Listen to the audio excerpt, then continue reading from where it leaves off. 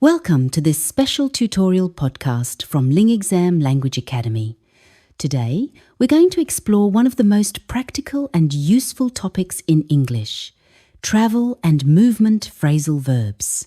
These are the kinds of expressions you'll hear every day in conversations, at airports, in hotels, and whenever people talk about going places.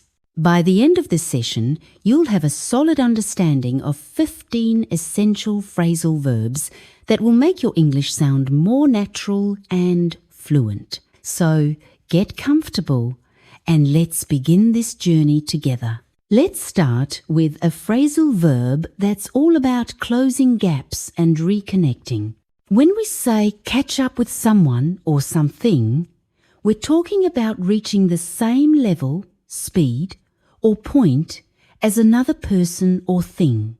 Imagine you're on a group tour and you stop to take some beautiful photos. Your friends keep walking and now they're quite far ahead. What do you need to do? You need to catch up with the group. You were behind and now you're trying to reach them. This phrasal verb is inseparable, which means you can't put anything between catch up and with. You always say, catch up with someone, never catch someone up with. Here's another situation. Perhaps a student missed a week of classes because of illness. Now she's back, but she's behind in her studies. She's still catching up with the work. She's trying to close that progress gap. But catch up with isn't only about speed or progress.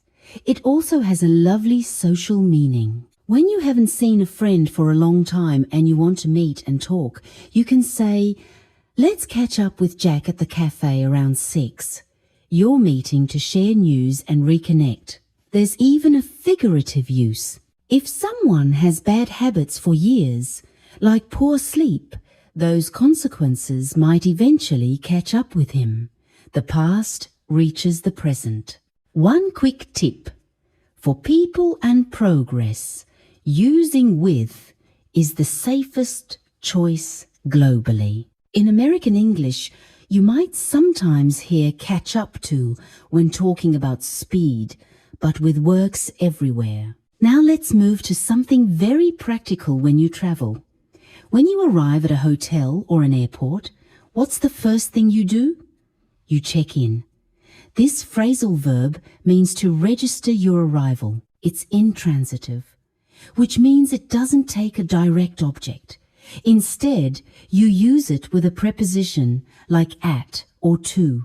For example, we checked in at the hotel around 3 in the afternoon. You registered your arrival. These days, many airlines ask you to check in online before you get to the airport. You complete your registration on the web, choose your seat, and get your boarding pass. The noun form is check-in with a hyphen. You might see a sign that says, the check-in closes 45 minutes before departure. One common mistake learners make is saying, check in the room. That's not correct. You should say, check into the room, or simply check in and give your room number separately. After you've enjoyed your stay, it's time to leave. That's when you check out. This phrasal verb has two main meanings. The first is about hotels. When you check out of a hotel, you leave after paying your bill. For example, we checked out of the hostel at 10. You finished your stay. Notice the preposition of when you mention the place. The second meaning is more informal and means to look at something or investigate it. If someone says, let's check out that new art museum, they mean, let's go and take a look. This sense is separable, so you can say, check it out. There's also a noun form, checkout time. You might ask at reception, what's the checkout time here? Remember, with the hotel sense, you need of when you mention the place. But if you're just stating the time, you can say, check out by 11. Here's a phrasal verb that's incredibly useful in everyday life. When you drop someone off, You let them out of your vehicle at a particular place, or you deliver something. It's separable, which means if you use a pronoun, it must go in the middle. You say, I'll drop you off at the station, not drop off you.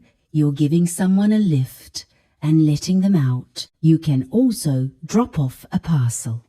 Could you drop off the parcel at reception? You're delivering something.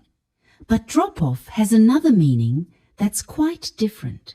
If someone drops off during a long bus ride, it means they fell asleep. This sense is intransitive.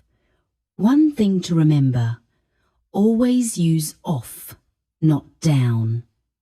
Drop someone off is correct. After a trip, what do? You get back.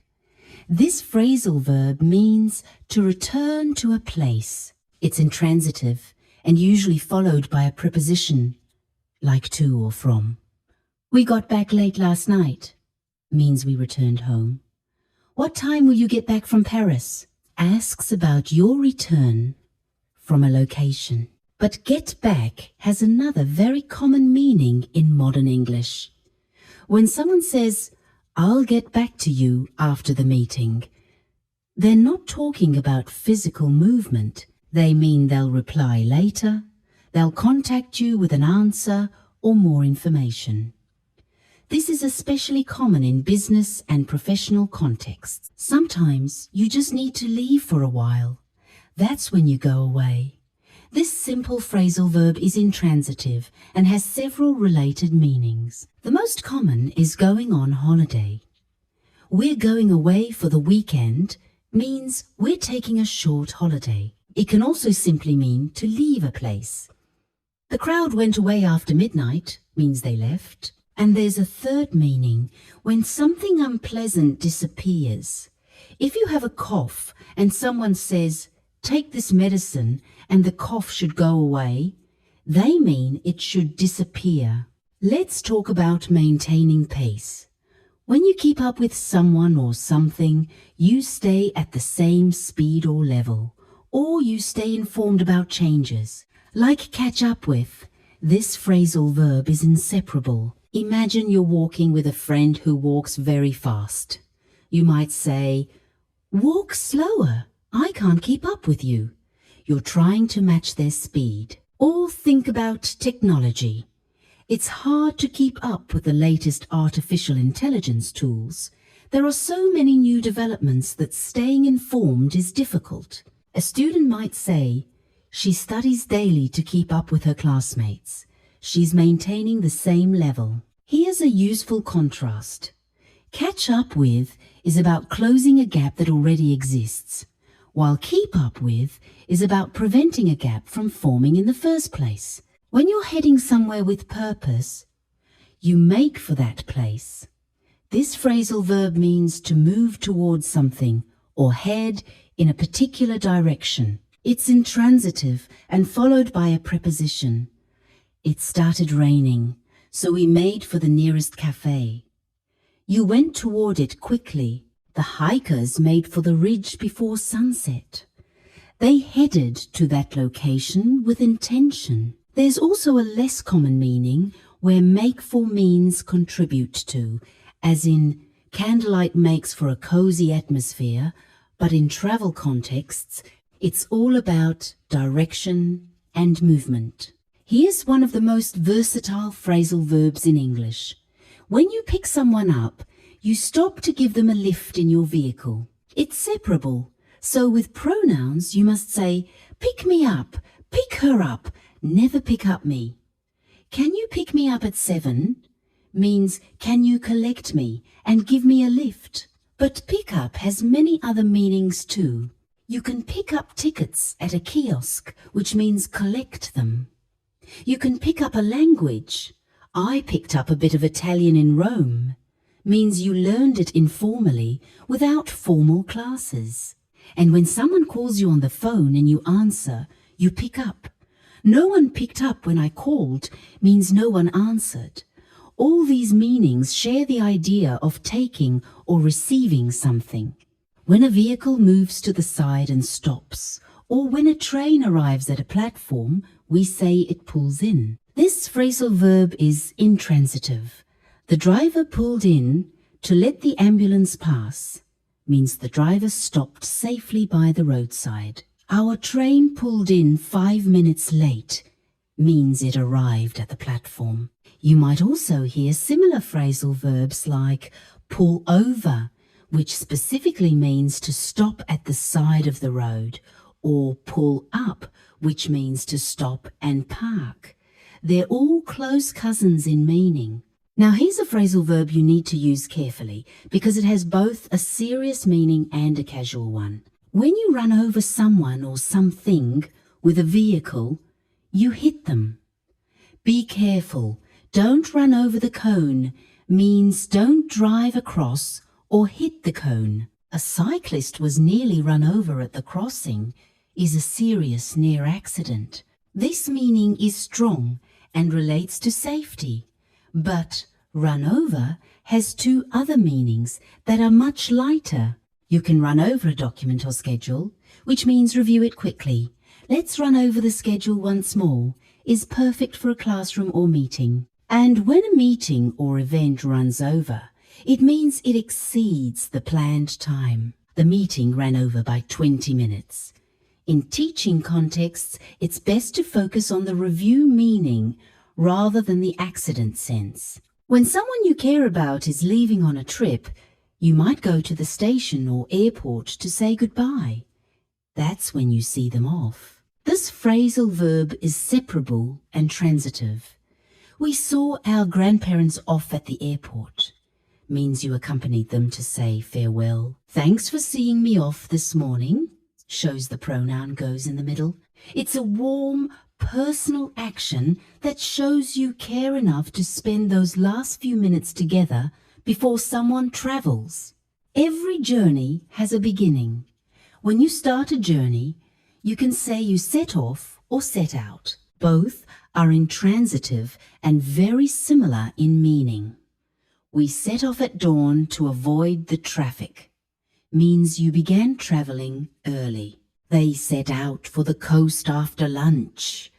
Means they started their journey and you know their destination. You often use these with for plus a place or at plus a time.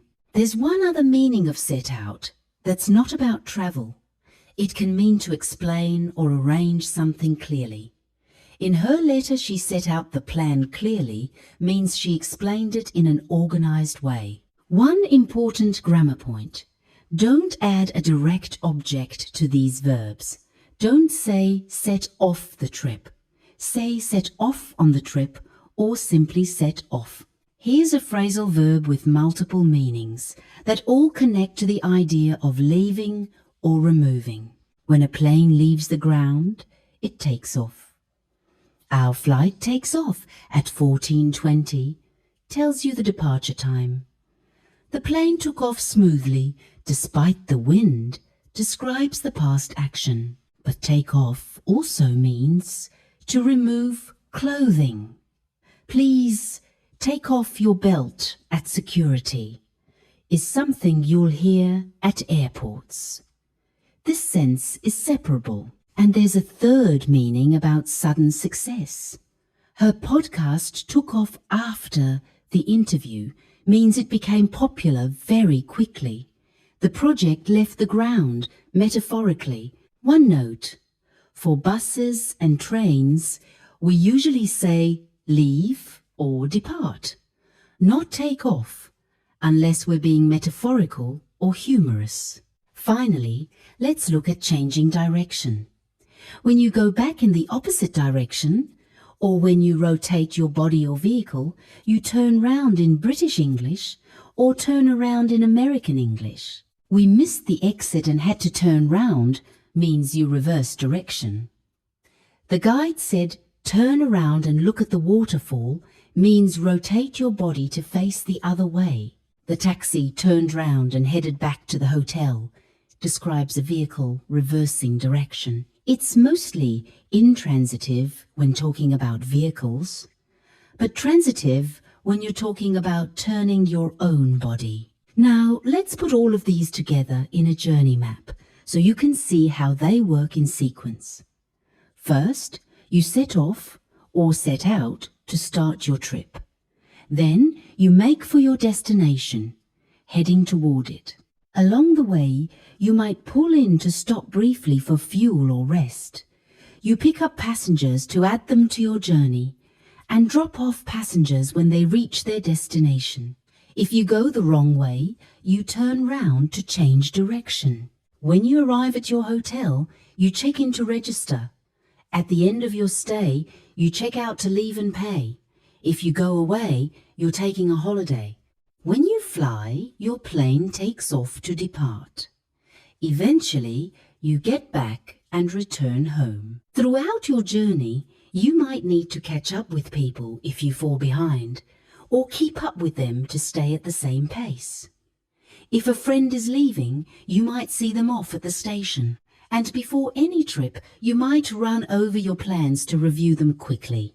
Let me give you some short, natural dialogues so you can hear how these work in real conversations.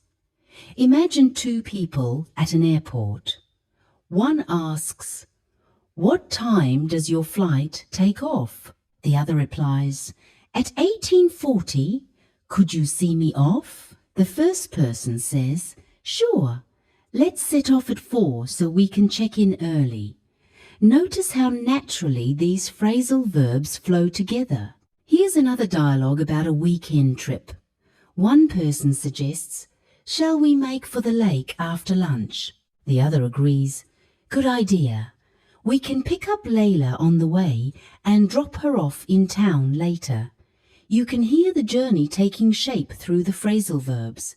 Or imagine you're in a car and someone realizes you've gone the wrong way. "We missed the sign. Turn round at the next junction." The driver responds, "Okay, we'll also pull in at the service station. And here's one about studying. You were sick last week. Have you caught up with the lessons?" The student replies, "Almost. I'm trying to keep up with the homework now." Finally, imagine someone returning from holiday. "When did you get back from Spain?" "Yesterday. We checked out at 9 and the plane took off at noon." Each dialogue shows how these phrasal verbs are the natural building blocks of everyday English conversation. Before we finish, let me give you a quick reference guide to help you remember the grammar patterns. Catch up with is inseparable. You always use with plus a person or thing. Check-in is intransitive and used with at or to. The noun form is check-in with a hyphen. Check-out of is intransitive with of for hotels.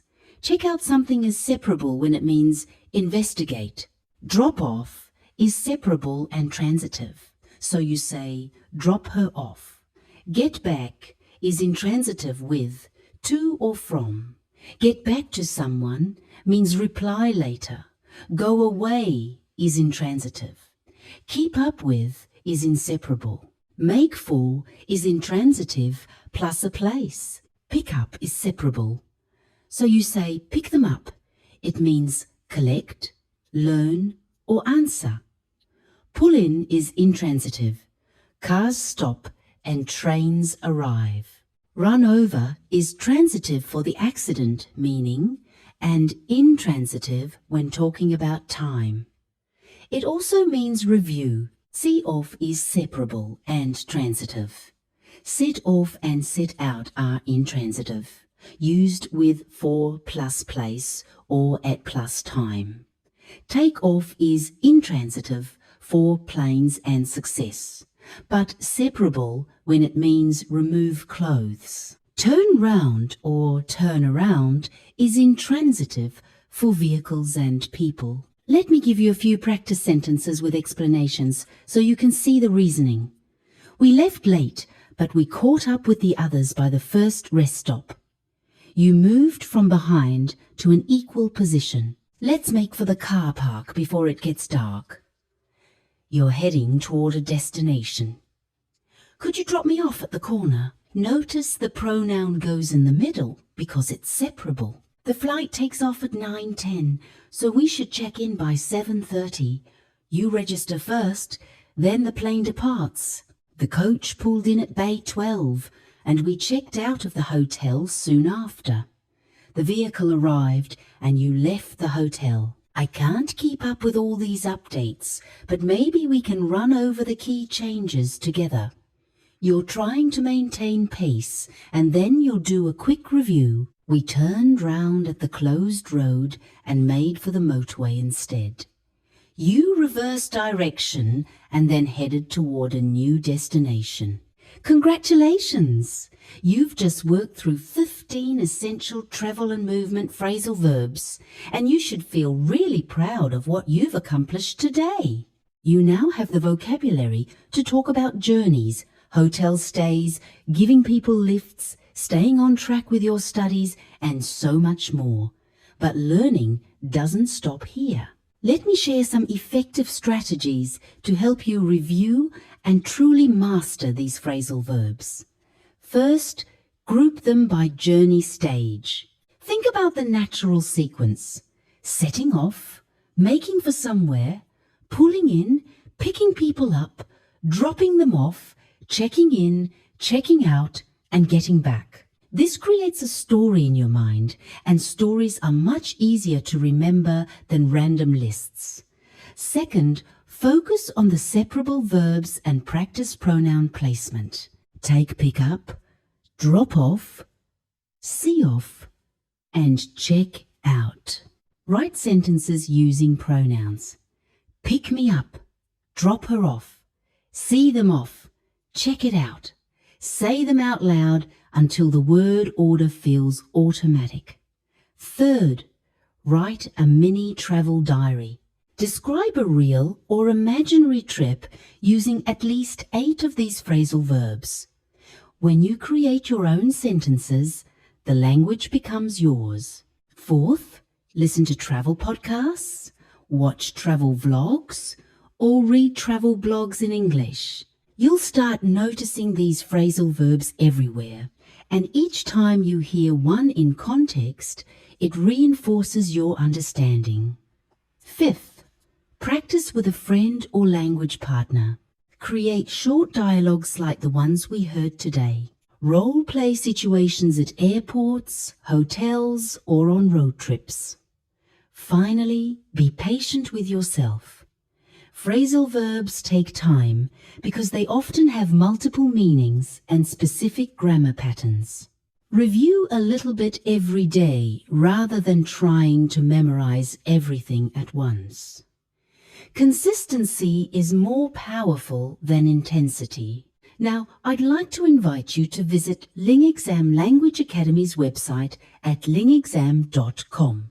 This is your gateway to comprehensive English learning resources designed specifically for learners like you who are serious about improving their skills. At LingExam Language Academy, we understand that mastering English isn't just about grammar rules and vocabulary lists. It's about real communication, practical skills, and building the confidence to use English in any situation.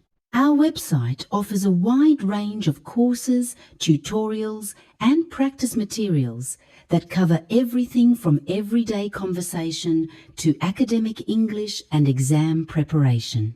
Whether you're preparing for an important exam, improving your professional English, or simply want to communicate more naturally, LingExam Language Academy has the resources you need. And here's something special. If you're preparing for the IELTS exam and want to focus specifically on Speaking Part 1, we have a dedicated course called Mastering IELTS Speaking Part 1, and it's completely free. This course takes you deep into the strategies, vocabulary, and techniques you need to achieve a high band score in this crucial part of the speaking test. You'll learn how to extend your answers naturally, use a wide range of vocabulary and grammar, and speak with confidence on any topic the examiner asks about. So visit lingexam.com today, explore our free resources, and take the next step in your English learning journey. Thank you so much for spending this time with us at LingExam Language Academy. Keep practicing, stay curious, and remember that every phrasal verb you master brings you one step closer to fluent, natural English. Safe travels on your learning journey, and we'll see you again soon.